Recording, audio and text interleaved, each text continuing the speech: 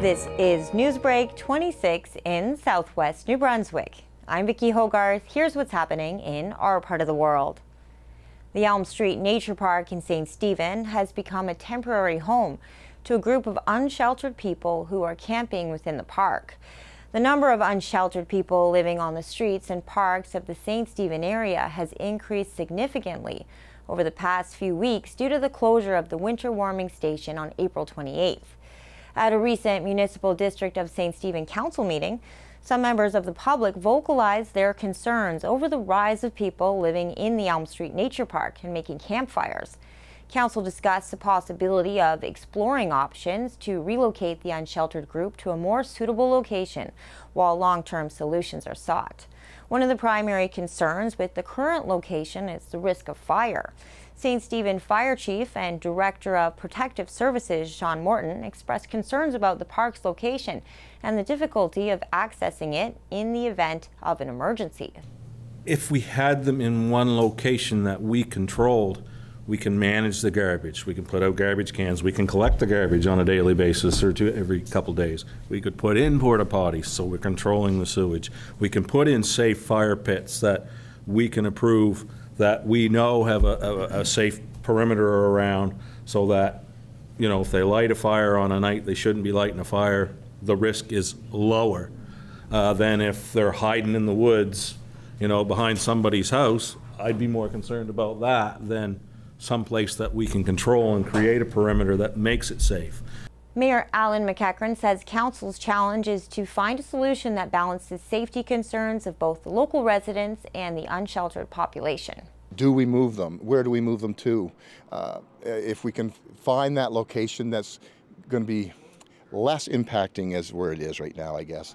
So we're hoping, so we gave that challenge to staff tonight to look at what properties we have and also to talk with other provincial counterparts on what they can help us with, because let's not forget, winter's coming before we know it. So we might as well start. I mean, we're already working on that scenario already, but where is that shelter going to be? Can that shelter be part of the to assist with this issue, right? So, but can it be turned around quickly? I don't want the wheels of motion going too slow, because we have citizens that are concerned. Parents, students, and teachers congregated in Fredericton over the weekend in support of LGBTQ+ rights in schools. For more on this, here's CHCO's Curran.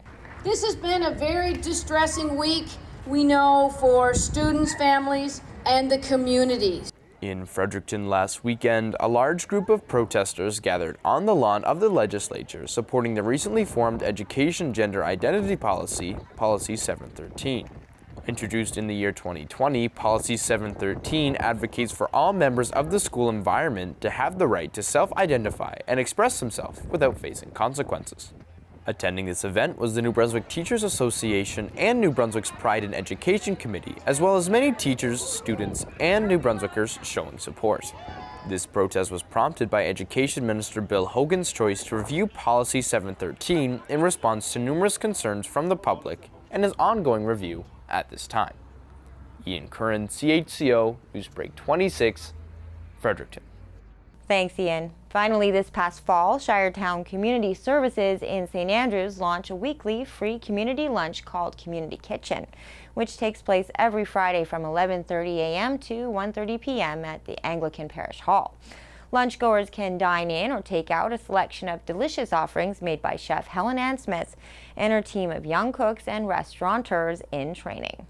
It's been a win-win for everybody, because we're hiring people who have various barriers to employment, so they get to work together, they get to learn food service skills, and we also are able to bring the community together to chat, and you get to meet new people as well, so it's been a win-win for absolutely everybody. Friday, May 19th will be the last lunch before a summer hiatus, but the lunches have proven so successful they will resume this fall. That's all the news I have for you. For more stories and online exclusives, follow us on Facebook at CHCO.TV. A news and public affairs production of CHCO TV, New Brunswick's only source for independent community television.